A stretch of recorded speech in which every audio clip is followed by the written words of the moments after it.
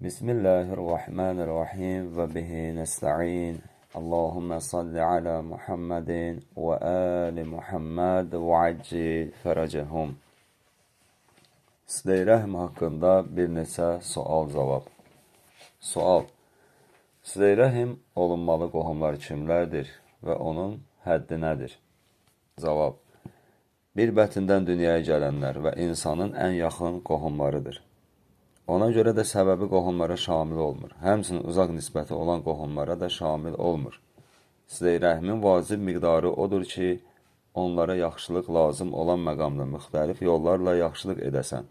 Məsələn, xəstə olduqları zaman görüşünə gedəsən, dəvət etdikdə dəvətini qəbul edəsən, görüşdükdə halını, vəziyyətini soruşasan. Maddi köməyə ehtiyacı olsa, kömək edəsən və bunlar kimi başqa yaxşılıqlar. Sual: Sıla-i Rəhm vacibdirmi? Əgər bu iş qeybət və başqa haram işə səbəb olsa necə? Cavab: Qohumları yoxlamaq vacib, onlarla əlaqəni kəsmək isə haramdır. Bu, onlara yaxşılıq etmək mənasındadır və onların məclislərində iştirak etmək vacib deyil. Əgər onların məclisində iştirak etmək günaha düşməyə səbəb olsa, icazəli deyil. Sual: Dinə əhəmiyyət verməyən və günahkar qohumlarla Sıla-i Rəhmin hökmü nədir? Onlarla əlaqəni kəsmək lazımdırmı? Əgər bizim huzurumuzda günah etsələr, hökm nədir?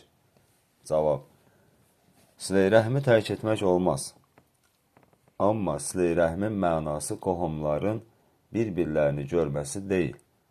Bəlkə əlaqəni kəsməməkdir. Hər halda gərək onların hidayət olmasına çalışasınız.